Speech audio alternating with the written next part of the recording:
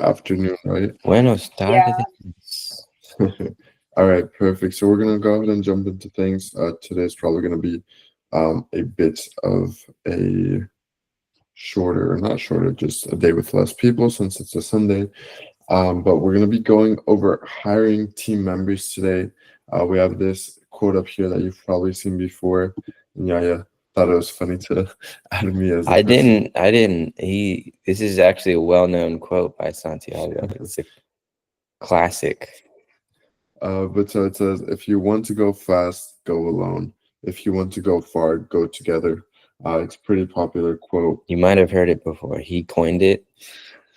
Pretty crazy. And so, yeah, I feel like it's pretty straightforward with what it wants to mean. But what are your thoughts on this quote? I'd love to hear a bit about what you guys think about it. Do you agree with it? Do you disagree with it? Why so? And so forth. So, does anyone want to share their thoughts?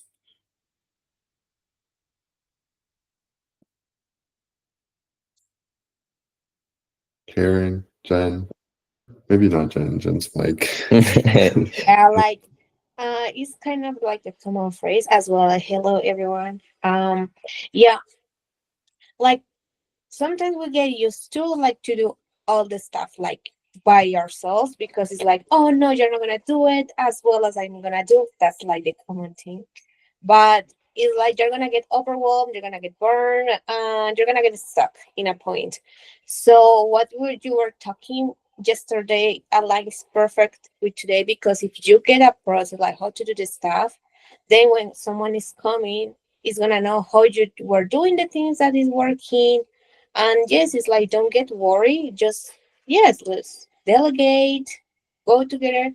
You can focus on other things that are gonna be important and you get the help and yes you keep like going, but it's like something that sometimes is kind of like the big worry, but it's like in that point we need to do it. It's like come on.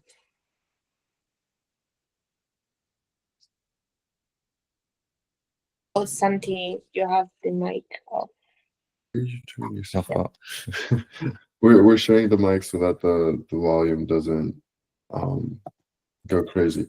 But yeah, that's a really good reflection on it. I feel like a lot of times, we kind of stop ourselves from building a team. Even I personally, I think that if I had, just stayed in Medellin where I was at the moment or in a more calm environment, I probably would have put off building up a team for a lot longer. And so this has been like a good push to go ahead and start building one because, you know, it's super important. But so to dive a bit deeper into that, um, generally the reasons for needing a team are pretty straightforward. Like we all have 24 hours in a day. We can't do absolutely everything to perfection as much as we'd like, especially if the business is growing a ton. We can't be the one doing absolutely everything. And at the same time, we probably don't enjoy doing every single little task that we have to do. And so by being able to build the team and delegate, we can both make the work more fulfilling for us by just having it be more enjoyable, but then also making sure that we're able to take care of any roadblocks that we may have in order to keep scaling the business, keep growing, and just make the load that everyone has to carry a bit lighter. Is there anything that you would want to add to that, Yayan? Nope. No? You covered all the bases. That All was right, good. perfect. Let's keep going then.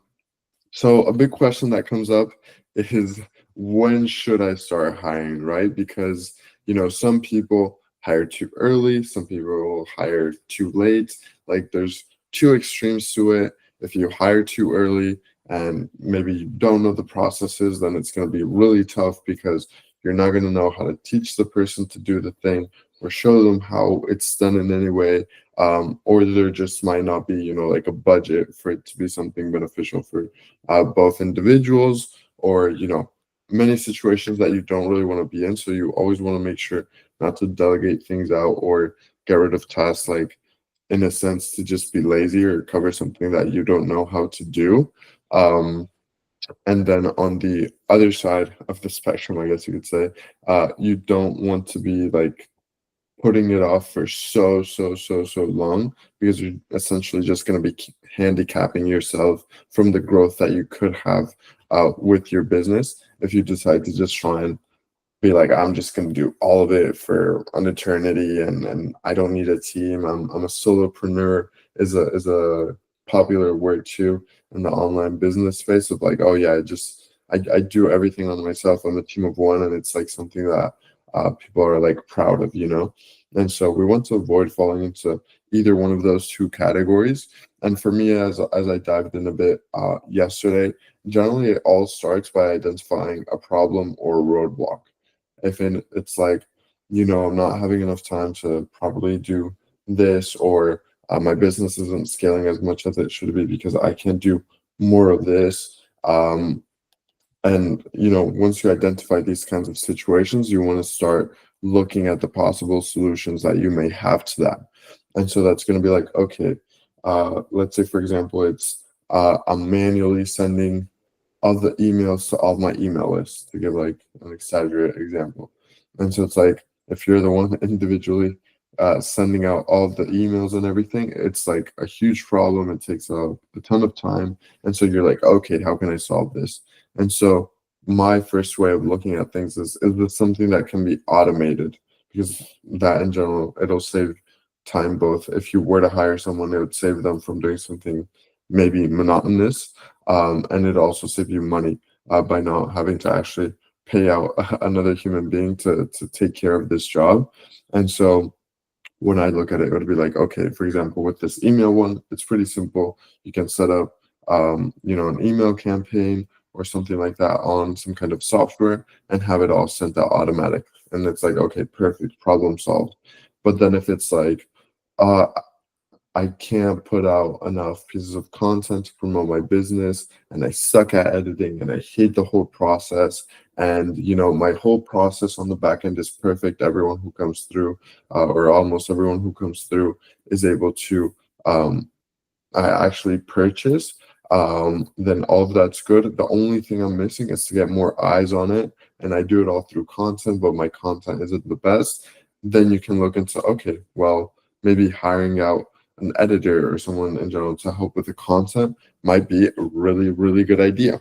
And so generally, once you start feeling those pains that those problems or roadblocks cause, that's when I would start looking into who that first hire should be and when that should happen. Is there anything you'd like to add, Yaya?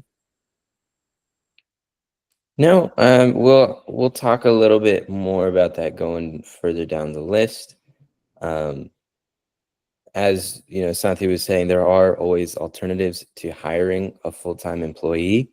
There is automation, and there are also virtual assistants. You know, you can hire them for like $3 an hour to do simple tasks like making spreadsheets and shit like that. Either that, you could do a contractor, or a volunteer that just wants to learn how to do, say, low-skilled labor for a little while. Yeah.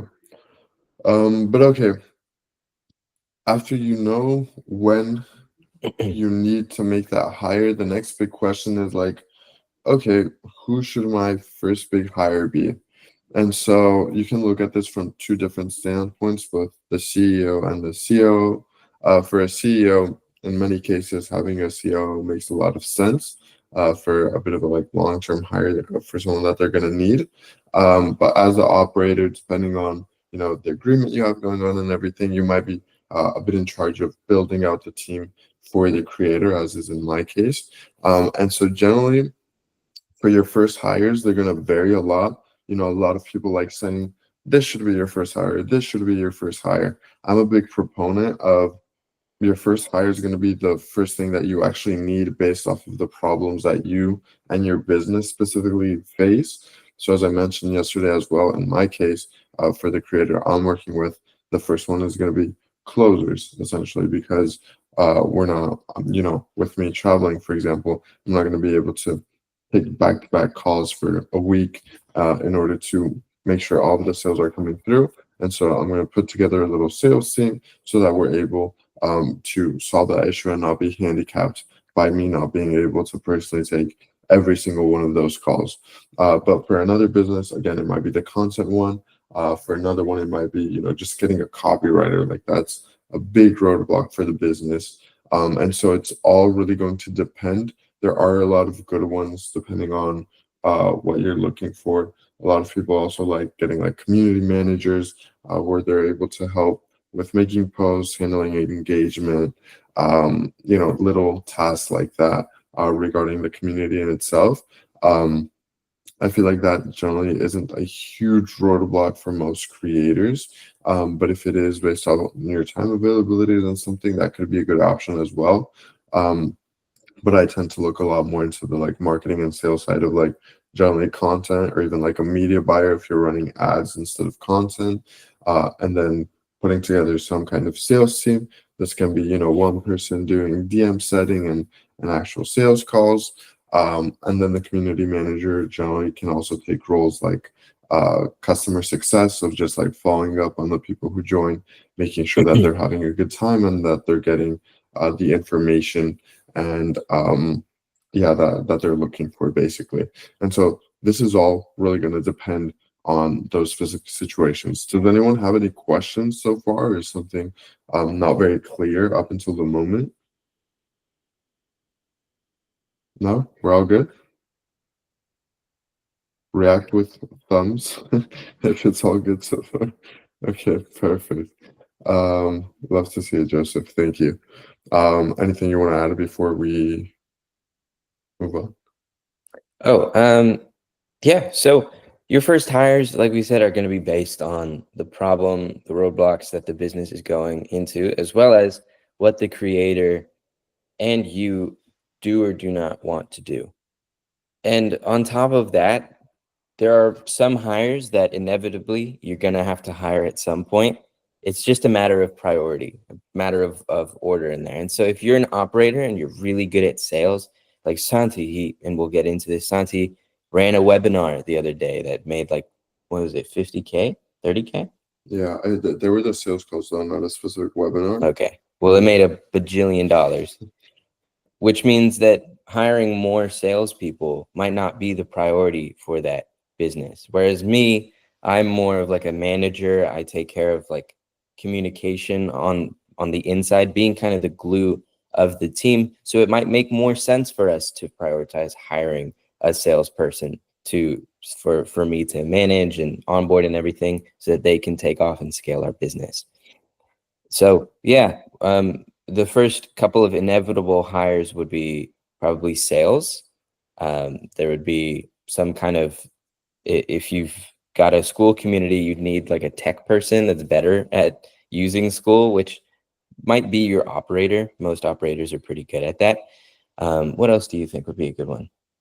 I mean, I guess the other ones I kind of touched on, whether that be someone for your marketing side of things, whether that be, someone who's really good at content and editing, or someone who is a media buyer, for example, or even, a setter, just like in the DMs, outreaching to people, commenting on posts as well, just little tasks like that, or a bit more on the back end fulfillment side, someone who's in charge of moderating that community, managing it, and making sure that all of those who become customers are having a good experience, being that like client success, customer success role.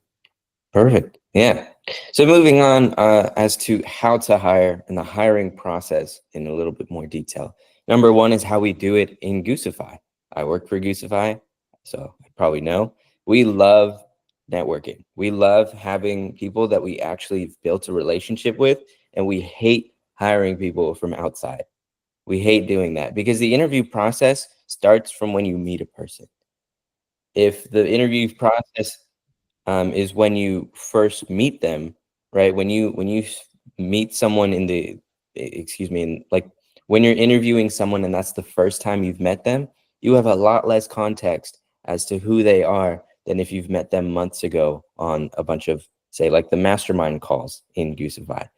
So you want to think about it as like a first date. You want to be comfortable with this person. You want to know that they are good for your environment in the business. And before I move on, I saw, Karen, you had a hand raised. Yes, I was like, quick question. What do you think about, for example, hiring from your community? like Mhm. made that first like field, not field, like I don't know how you say convocatoria, like the first, yeah, announcement for Yeah. hiring, like inside, right? Because if it's in the community, that at least it's like aligned with your values, like the same kind of like vibe, energy, like Yeah. share that. Yeah. So like that's perfect. And what I was gonna get into is like the first round is thinking who is someone that has been in our community for a while and might just be a little underrated. I was in the community. I've been a member of Goosify since June, maybe. Yeah, like mid-June. So for months, I was just chilling out here, growing my own school community and joining all these calls all the time. There's no real expectation of getting hired. But because Goose had seen me working on my business, going through all the highs and the lows of business and still moving forward, he saw that. He was able to see that, which he wouldn't have been able to if I wasn't here, and thought that that was something he needed on his team. So yeah, Dennis, marketing to gain traffic, sales to make money, hire for shit you don't want to do. That's gold standard. And yeah, again, totally agree. Hire someone that understands your community and school at the same time. Because like we've said before, the type of operator you want is based on the type of creator you are, or vice versa. The type of creator you want to work for is the type of operator you are. Um, and so what that means is that it's a lot easier to find that type of person on either side if you guys are in that community together and you guys both understand the community fully. So how some others do it, it could be a little bit different. It might not be specifically the school community, which also we call that hyper organic in Goosify, meaning just on school hyper organic traffic, right? Versus like YouTube, that's just regular organic traffic, just so you know the little terms if I ever say them. So how some others do it might be outside of a school community. It might be they post a job posting online. Santiago can speak a little bit on how he does it with his community. Yeah. So, and I really want to kind of piggyback off what Yaya was saying with the networking, like networking, and not just for hiring, but like for so many other reasons, is so important. Like for me to get to the point where I'm at now in business in less than 1 year would have taken me years and years and years if it wasn't for networking and putting myself out there. So in general, both for hiring and for just business in general, I highly recommend, if you aren't already, putting yourself out there, whether that be in school communities, in-person events. Like the amount of value and connections that you're able to make from those are insanely valuable, and you never know when it is that one of those relationships might come in handy, or even that you're able to help other people out. What if you're scared? I mean, it's definitely not easy for everyone, of course, but it's a skill that I highly recommend trying to constantly be improving, because it's going to make the process for you so much easier if you're able to leverage the knowledge that others have, leverage their experience, leverage their skills, and of course also being at service to others to kind of reciprocate that. But I personally, and the reason I go to this is the team that I'm currently building has all been through people that I've met all around. Is this about being around people that are doing what you're doing? Yes, generally, yes. There will be like some people who work kind of in things that are kind of parallel to what you do. So it's not directly the same thing, but it's good to have those as well for anything that might be a bit out of your scope. But connecting with those who do what you do, and not just, again, not just for hiring, it's absolutely amazing. And so the more that you're able to get around these people who share that mindset, who have those same goals as you, like the better it's going to be, the faster that you're going to be able to make progress. And so definitely super important to be building that out. But so for the offer that I'm running with my creator, we've recently gone ahead and found 2 people in order to start building up that sales team, and then also seeing what other roles they would like to fulfill within the business. And so they're kind of like here with us for the month of March, to get a feel for everything, test things out, see where they'd want to go into a bit more. Very skilled and talented guys, and they're both almost like brothers to me in a way. One of them I met when I was out in Barcelona, actually at church, and he happened to be working in online business as well. And we became really good friends while I was there, and we still keep in touch. He's great at sales. He actually sells trees for a living, and so he's on the team. He's a great guy, down to earth, shares our values, good at what he does, and so he's one of them. And then another one I actually did meet on school through kind of like a mutual school friend. And by just, being open to hopping on calls here and there with people who do similar things, I was able to meet him as well and get to know him a bit more. He's been running his own offers as well, having sales for his high ticket offers. And so by knowing them as well, I was like, I believe that they'd be good additions, ran things through them, and we're testing out to see how things go.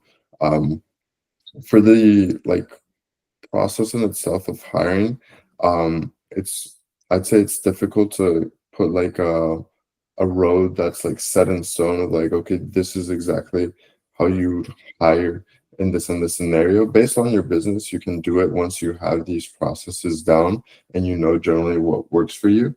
But in the beginning, I believe that they're always generally going to look very different.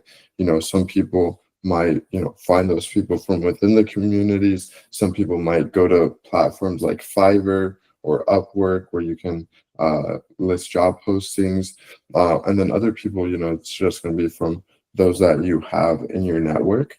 And so I even would always think, because I always had in the back of my mind, like, okay, once I need a team, like, who am I going to get? And so I always had like a list of people in my mind, like, for this, maybe this person, for this, maybe this person, from people that I was able to connect with in my network. And so, there's all these different places, and at the end of the day, it's gonna probably take a bit of trial and error, because building and managing a team, which we'll go into tomorrow, isn't a super easy task. And even Gucify, I believe they didn't have it like set on the first try, and so it's a process that has to be learned, and you have to kind of go through it for a little bit to figure it out. But it's definitely worth it once you're able to find that team that works well within your business. And at the end of the day, a lot of it, at least for me, in my specific way of hiring right now, it takes a lot of discernment of just like being able to read how you believe these people will perform based on what you know about them. As Yaya was saying, I love how he put that the interview starts when you meet them, because that's when you're able to start seeing if they fit good into the team that you're trying to build, into the culture that you're trying to expand on. And so it's super important to have some level of that in order to know if someone might be a good fit. And then the agreements themselves, for example, for pay and all of this, vary even more widely. There's so many kinds of ways that you can arrange that. Also depending on the position, if it's like a commission, or if they're, as Yaya was saying as well, just like a contractor or something, or if they're a full-on employee, and based off of those responsibilities and their performance as well, you can organize that very, very differently. So yeah, is there anything that you'd like to go ahead and add to that? Dennis, think about it. My favorite way to think about it is dating. It's just a fun way to think about business in general, is dating. So with your question of, is this about being around people that are doing what you're doing? And actually, I'll go to the first one. What if you're scared? This is a lot easier way to find people, is networking.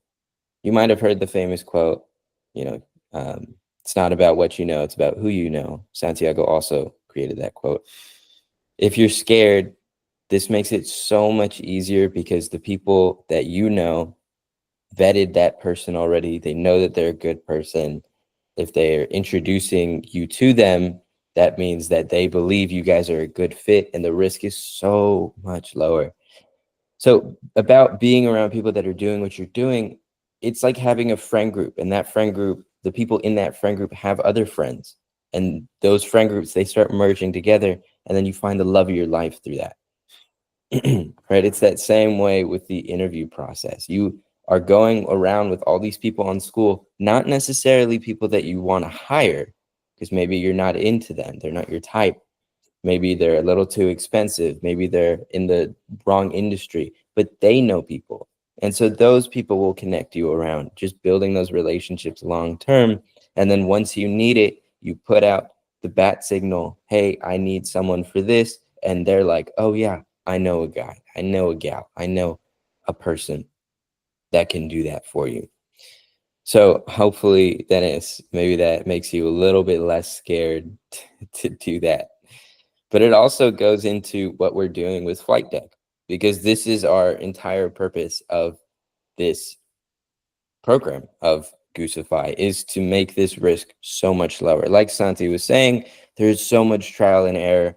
And we personally have felt that a lot, of getting someone that we thought was great, and then it turns out they've got some big conflict, or they've got some big need that we can't fulfill for them, or we just end up not liking them anymore. It's crazy. But with Flight Deck, we make it a lot easier for other people. We help solve that issue for other people. And on school, there's not really much of there's not really much, there's a huge void that's not really filled on school for that networking. And I was talking to Joseph yesterday, sorry to put you on the spot, but he was thinking about opening up an agency kind of like this, which is an amazing idea, which I wanted to put him on the spot because that's such a needed thing on school and such a great idea. So back to the list, you have to have some level of discernment, just, common sense, essentially. Looking out for red flags, which we also help with. So when you find people, again, this friend group thing, they vet them, they look for those red flags for you. So it's not an issue anymore, or it's a lot more mitigated of an issue. But the red flags that we've seen often are, one, people with kids. Sorry, it takes up a lot of time. It's like 2 full-time jobs at the same time. So having kids, 1 or 2, they sometimes have a full-time job on top of what they're trying to do with you. And sometimes they might not even tell you. They'll just try to lie about it so that they can get hired and get a full-time pay. Santi, do you have any others on your list? Those are the main ones. I always tend to look a lot at like character. I value a lot, the values that they have, and if they're values that are shared within what we have going on in our business and everything, then it tells a lot of the person. And these things are a bit like more difficult to measure, but just like seeing their drive and their way of like actually doing work, I love seeing, for example, for each of the guys that I'm hiring right now, it's like saying, okay, how did one of them do their business? Super disciplined. They both work out. They both, give it their all. They're hungry to learn, hungry to keep growing. And so that's kind of the type of people that I like going into, because then if you see people who, for example, have a ton of like excuses for why they're not able to be where they want to be, or just little details like that I take as red flags, then I try to avoid those. And also just, I really like looking into, I guess this goes kind of hand in hand with what Yaya said about, them having a full-time job or something, but seeing what their time availabilities are. Like I like seeing where their focus is, what those goals that they have are. And if it doesn't align, then I let them do their thing, even if I think that they'd be a great hire. But if they just have like too much going on at the time, or, something like that, then I believe it's better to avoid in that case. Aaron, go for it. Thanks, guys. Sorry, like a lot of that. And as well, I will add, because by the experience, like with the team that I'm right now, I've been noticed that as well, like people that is like doesn't like unsure about, for example, like they love to do a lot of things, right? That you are like, oh, you're a perfect fit, but they want to do as well like too many things that they don't decide, and you say like, okay, but focus on this one. But then they want like I want to do this as well. I want to do this as well. So sometimes it's like a friction because they're gonna get bored of something, and it's like, but you say you like it, yes, but I want to do this as well. So because that happened, like with two people we had before, and we were like, but let us know like what you want to do, and then was like not doing the things well, like getting unsure, Yeah. and it's like to find someone as well that is passionate about it, like what he's doing, and as well that is like proactive, like Yeah. start purposing, oh, let's do this, why not, like not wait until you get the instruction, but as well get that attitude like, oh, what about if we say this, like raise your hand, think what you like propose, like your proposal, and that's fine. I mean, it's like it's not that it's gonna. It's like it's nothing bad about that. Like your Mhm. opinion, because we are a team, so we can share that and not wait until like get the instructions. Yeah. Like So that. that's a couple of things. So number one is having people that are getting bored of the job that you're giving them, which comes out of the blue because they told you that they're cool with this and that they love their job, but then all of a sudden they have these other priorities, and so that's your job as an operator, or a creator when you're hiring. If you don't have an operator, I mean, when you're hiring people, you need to talk to them about their career development. You need to talk to them about what they're trying to accomplish long term and what you're trying to accomplish long term. If they're going to be a full-time hire, they're going to be a full-time hire, and they're going to be expecting to get something out of this job. Fire and forget people. Give them, yeah, pretty much. So what you want to do is when you're having the interview process, and again, I recommend you network. You talk, you either talk to that person or you talk to the person that introduced you guys. You say, hey, what is this? What is this person's plans for the future? What are they trying to do on school? Are they trying to start their own thing in the future? Are they just wanting to work for someone? What do you think their base salary is? And it doesn't matter if they don't know those questions, because then you can ask the person themselves once you meet them and say, hey, what are your plans? What do you want to do in the future? What kind of skills are you trying to gain through this job? Before I go on, Joseph. Yeah. How do you handle the legal side of things on when it comes to hiring? Because I know, like, if when you're in an interview, you can't ask about family and if they have kids. And you Mhm. can't discriminate because somebody has kids. Yeah. Even though So it might be a red flag. right. Yeah. So again, that just goes through networking. Like, you got to know this before you even have them in that conversation of, hey, we're planning on hiring you for that. And it's not to say that like people with kids can't do the job. If they're really good at it, Yeah. then they'll be able to do it. If they're experienced at it for years and whatever, then they'll be able to do it.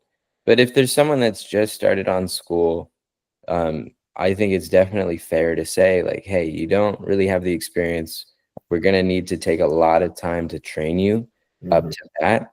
And I don't know if you have that time. And also, if you think about it on school, with these startup communities, it's way less formal, because with a startup, it's a 24/7 job. Yeah.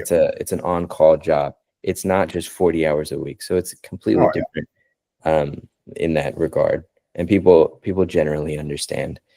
But going back to Karen, can you remind me what your second one was? It was career development, and then Yes, like be proactive, like don't wait until you get the instruction. Like, hey, like raise your hand, give your opinions, like ideas, because that shows as well that you are passionate about, like you're enjoying, you're getting into the road about what are you doing in the team. So that's really good. Like when you find people that don't wait until you like, hey, did you do this? No, like I already did. What do you think about it? Like it's proactive. I like that. Like, yeah. hey, Yeah. So you're never going to get someone that loves your community more than you do. And that's just the thing you got to face from the beginning, is it's you're never going to get there, but you're going to get close. You can get close. And the way that you do that is you just develop people over time. And that also goes back into career development. if you want people to take initiative, you got to say you got to figure out from the get-go what their plans are. Because if they're saying, I want to be successful, I want to be making money, you can say in the beginning, like, yeah, that type of skill requires initiative. And then later down the line, if you feel like they're not being proactive, if you feel like they're not taking that initiative, you can say, hey, this was something that we talked about in the interview process, that this was something you wanted to develop. Now, it's not necessarily something they need to have in the beginning, although it would be nice. But if you feel like they're a worthy hire, you can develop that with them. You can communicate with them constantly and maybe on a week-by-week basis say, hey, were there any ideas you had as a note of new tasks you wanted to do or new responsibilities you wanted to take on? Because I know that you wanted to develop your initiative skills. Does that make sense?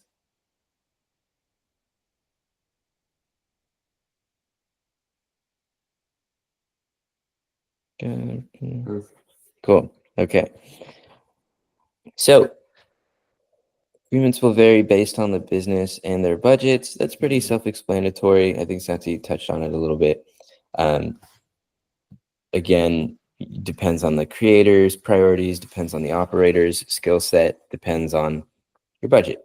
So keeping the team lean and efficient as possible. So there are two issues, and this is a question I want to pose to you guys. There are two types of issues when it comes to hiring. It's a dichotomy. One is that you either have too small of a team and they have so much work, they're spread thin, but they're doing their jobs. Or you have so many people that some people are bored, they're losing interest, they're kind of just forgetting to check in and maybe even making mistakes because they feel like they're not growing or that they don't feel engaged at work. So my question to you guys is, which one would you rather have? Would you rather have more people that you're paying to be on the salary that are sitting around, or would you have more people, or excuse me, less people that have a little bit too much of a workload? Which one? Less. I will say less. Less? Too much workload, so less? Fewer people. Fewer people. So it's pretty unanimous, and I apologize for my wording. I'm a little biased towards having less people because, again, this is always going to be an ongoing problem. You're always going to have either too many people or too little people. And so why you want to have too little people is that you can always hire more, right? It's easy to hire more because you're scaling. It's just a growing pain. But if you're over hiring, that means you're stagnating. That means the workload is not getting bigger, meaning the business is not getting bigger.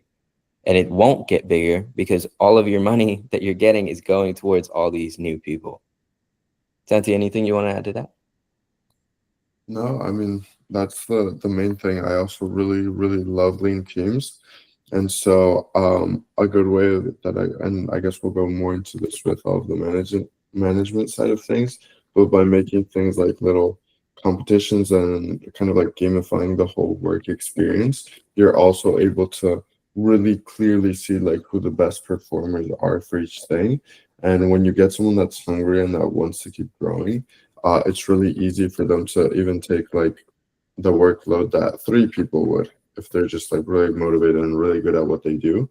And so I really love identifying those like high performers, and that's able to replace, even a large team of people who maybe aren't as motivated or aren't as skilled. And so, yeah, I love that. And then I also see Dennis touched on some things in the comments. Said, I think the hardest part is setting expectations and holding that standard and providing them with constructive feedback. Conflict is hard. And then I feel like Alicia loves the community more than me. These things, I believe that we'll be going more into it tomorrow when we touch on actually managing a team and all of this. I do want to touch something on the standard and the expectations. I personally really love trying to lead more by example than anything else.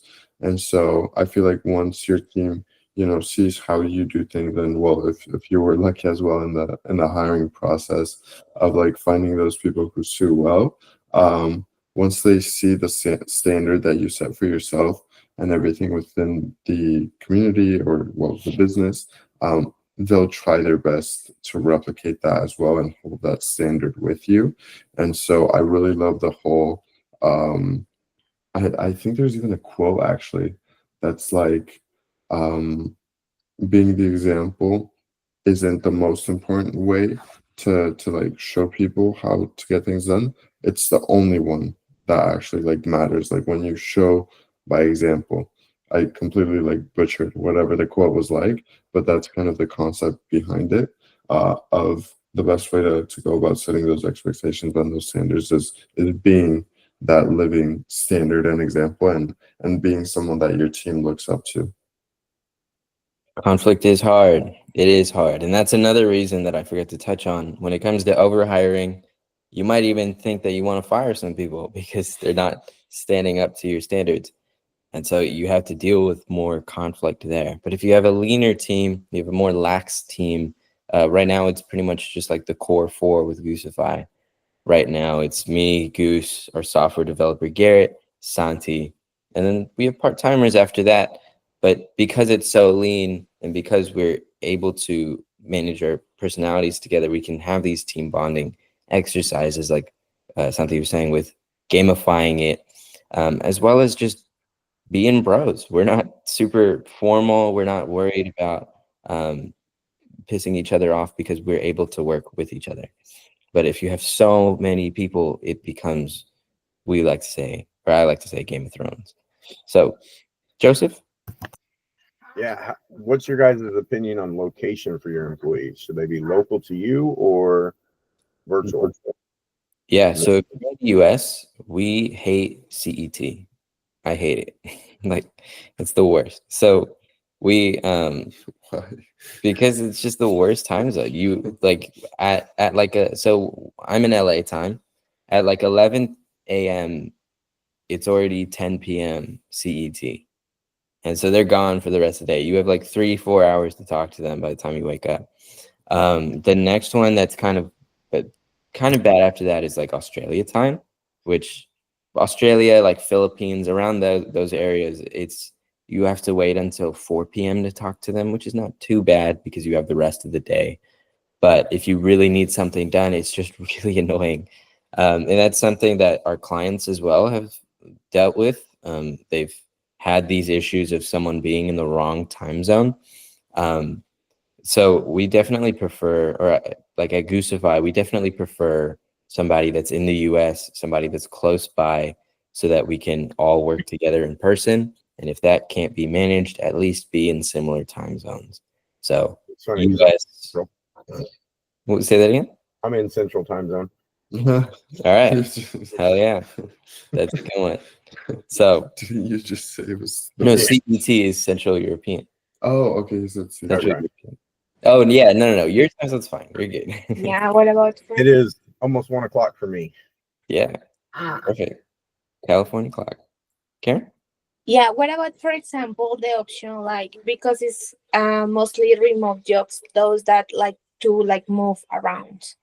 Because maybe when you hire, it's like, okay, we're in the right team. So, but for example, then but I'm gonna move, for example, this I don't know, many months to this place, then to this one. So how you can handle that?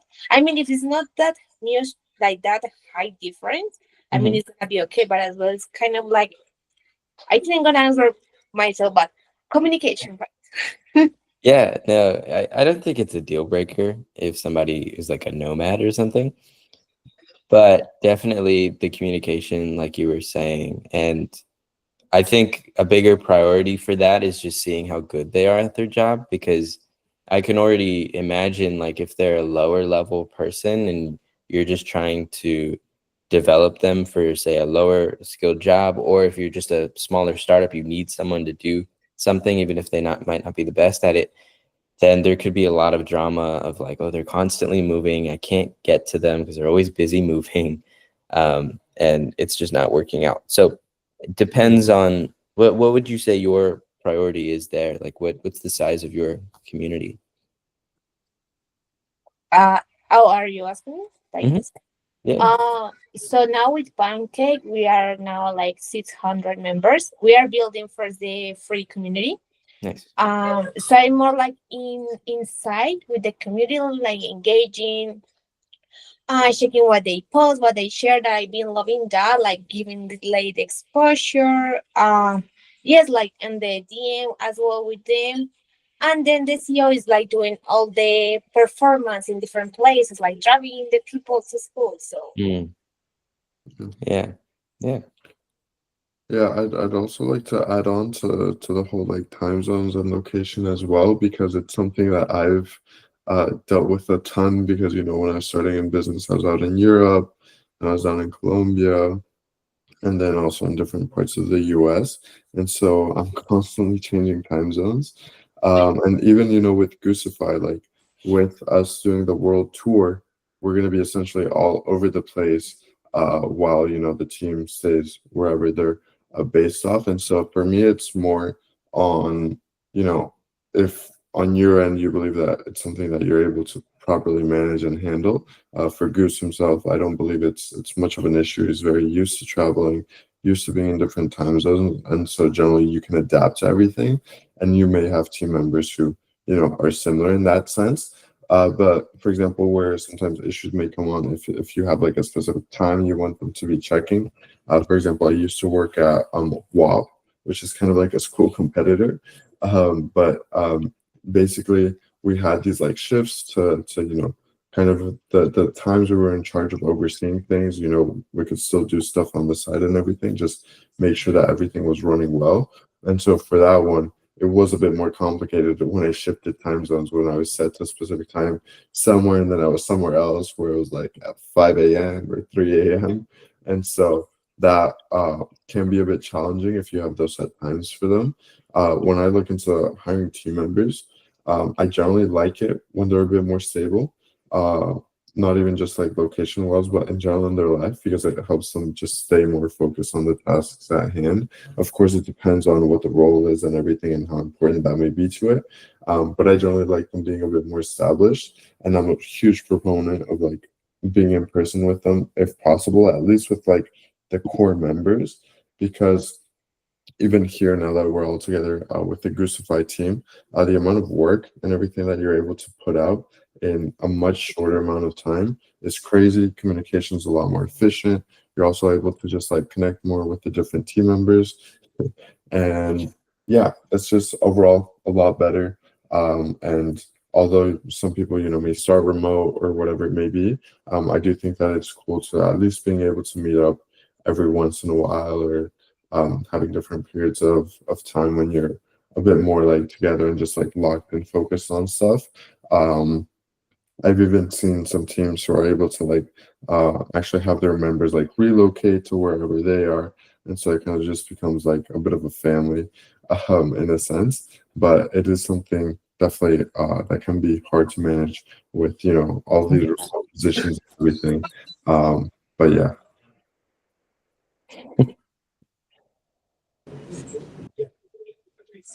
All right. We've just got 5 minutes left. I hope you guys enjoyed today's episode in the series. We'll just kind of open it up, be a little bit more formal, talk to you guys about what you guys are planning on coming soon. Joseph, I was talking to you yesterday. You want to talk about your plans for the future?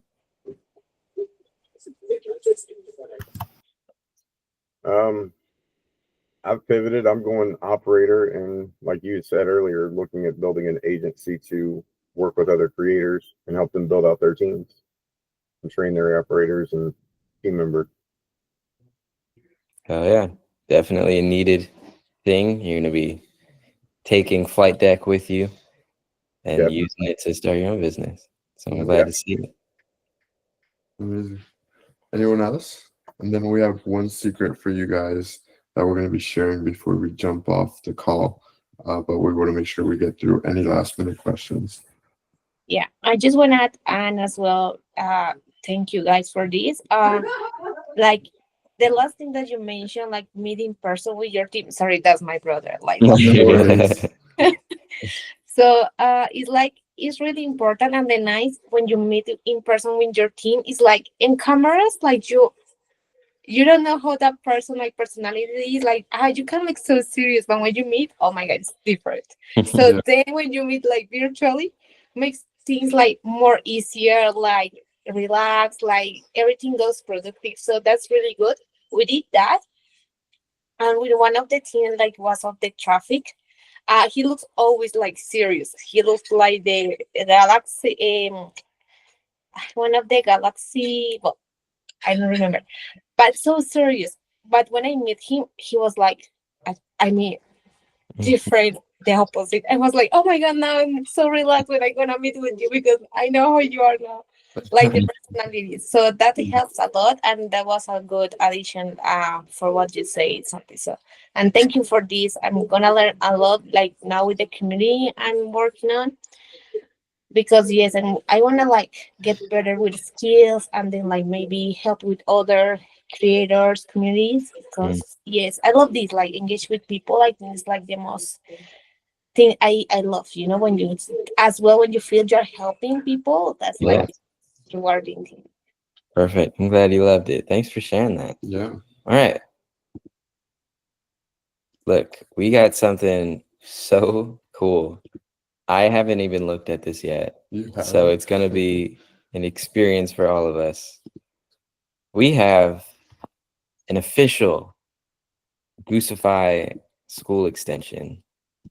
So I'm going to drop this in the chat because you guys got to download this. And I'm going to do a live demonstration because, again, I have not used this before. I'm going to be the best operator to the operator.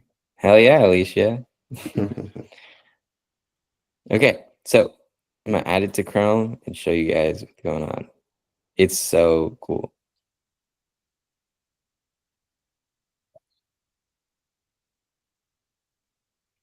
What the hell is this loading? not What is loading this? for you. I can show them if you want. No. I want to see this. I already have it, so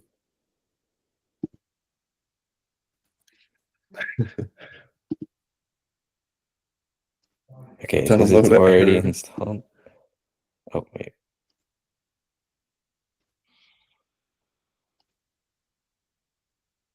Yeah. You have it there. That's not it. It wasn't that, it was the goose head. Where? Oh, But he just automatically is on school, go to school. okay. Let me share a different tab.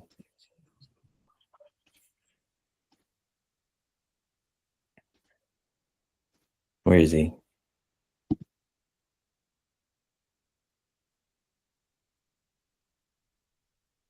Is he not working? Where is he?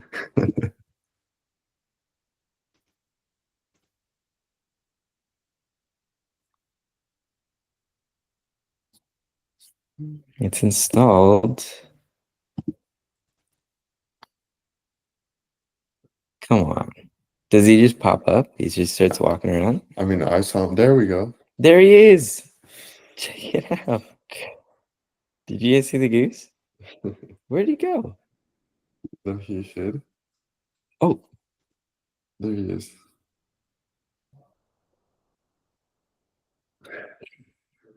And then you guys can play around with him a bit. If you click on him, you'll see something. And then there's other little changes that actually happen to school when you get him.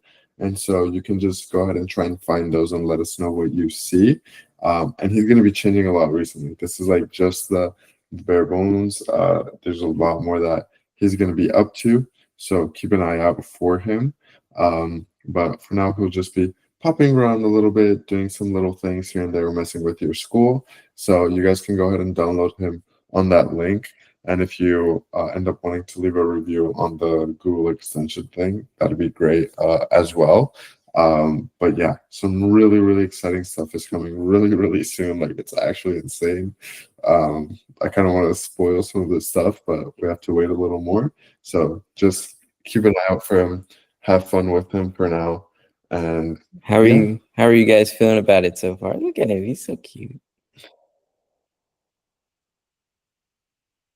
Anyone downloaded it yet? Anyone gonna download it? Like getting the installation.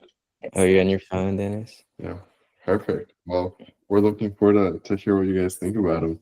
So yeah, Yeah, for sure. And if you love it, please give it a good 5 stars rating so we can take over the Google Play Store and make sure that we're at the top. I'm gonna give it a 5-star right now. do you want to show them how to do it? Yeah. So when you go onto the Google extension thing, then you're gonna scroll down. Have your members download.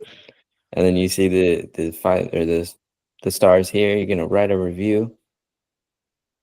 Gare Bear, our software developer, he's already left a review apparently. And you're gonna write one. Changed my life.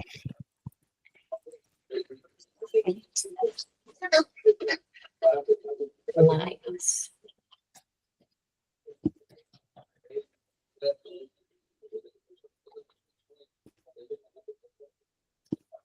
Well, all right, guys. Any last minute questions, comments, concerns? You guys love geese, I'm sure. Oh, yes. All right. Well, with that, we'll leave you with that. What's my favorite color? I love red. That's it. Just He's red. evil. I love red so much. Hell yeah. Evil. Hell yeah, I am. Mhm. All right. Take it easy, guys. Thank you for joining. See y'all tomorrow. See you guys tomorrow. Thank you, guys. Least favorite color? I don't know. Maybe purple? I don't like purple that much. I mean, sometimes it's good. I don't know. Like dark purple? It's not my favorite. All right. Well, you guys take care. Bye-bye. Bye bye.